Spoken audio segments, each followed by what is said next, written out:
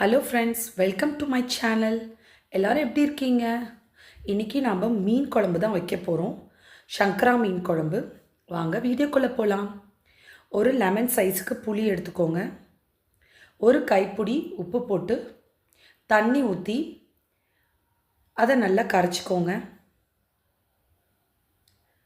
அதை நாம் ஃபில்ட்ரு பண்ணிக்கணும். ஃபில்ட்ரு பண்ணதுக்கப்புறம் புளி தண்ணியில் எனக்கு இந்த குவான்டிட்டி பத்தலை, ஸோ அதனால் ரெண்டாவது ஒரு டம்ளர் தண்ணி ஊற்றி நான் மறுபடியும் கரைச்சி ஃபில்ட்ரு பண்ணி எடுத்துக்கிறேன்.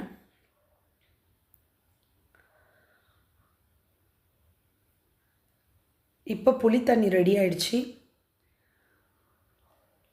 இதில் கொஞ்சமாக மஞ்சப்பொடி,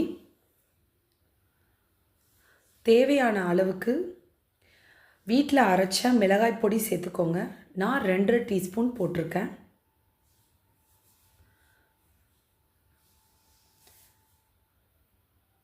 போட்டதுக்கப்புறம் அதில் பழமாக 2 தக்காளி புளி தண்ணியில் சேர்த்து நல்லா கரைச்சிக்கோங்க.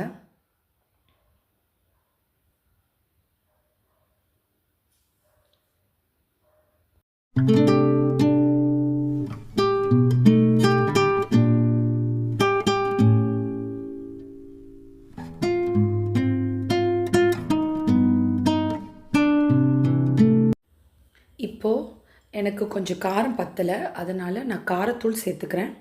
உங்களுக்கு தேவைன்னா நீங்கள் போட்டுக்கலாம். நல்லா கரைச்சிக்கோங்க. ஒரு கொத்து கருவேப்பிலை அதில் ஆட் பண்ணிக்கோங்க. போட்டுட்டு நல்லா மிக்ஸ் பண்ணிக்கோங்க. ஒரு கரண்டியில் கொஞ்சமாக எடுத்து அதை டேஸ்ட் பண்ணி பாருங்கள், உப்பு காரம்லாம் கரெக்டாக இருக்கான்னு. ஒரு வானல் வச்சுக்கோங்க. வானல் காஞ்ச உடனே 2 கரண்டி ஆயில் சேர்த்துக்கோங்க. இப்போ கொஞ்சம் வடவும் சேர்த்துக்கோங்க. வடவும் மீன் குழம்புக்கு போட்டால் ரொம்ப டேஸ்ட்டாக இருக்கும்.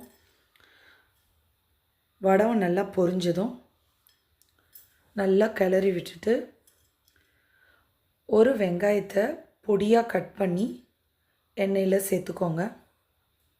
நல்லா வதக்கி விடுங்க.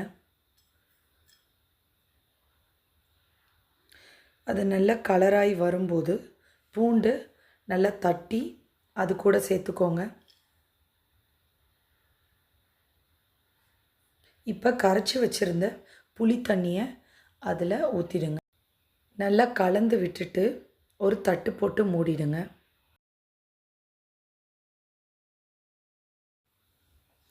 நாம் சங்கரா மீன் தான் எடுத்திருக்கோம். அதில் நாக்கு மீனும் 2, 3ன்னு இருக்குது. ஸோ அதனால் அதையும் குழம்புல போட்டு நாம் குக் பண்ணிக்கலாம். இப்போ ஓப்பன் பண்ணி பார்த்திங்கன்னா நல்லா கொதிக்குது. நல்லா கொதித்து ஒரு 10 நிமிஷம் வரைக்கும் நம்ம தட்டு போட்டு மூடி வைக்கலாம். 10 நிமிஷம் கழித்து ஓப்பன் பண்ணி பார்த்தா குழம்பு நமக்கு கொஞ்சம் திக்காக இருக்கணும். கொஞ்சம் திக்காக இருக்குது.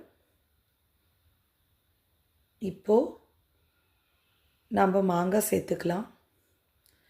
நான் நீல மாங்காய் தான் வச்சுருக்கேன், அதாவது குண்டு மாங்காய். அதை கட் பண்ணி குழம்புல சேர்த்துக்கலாம்.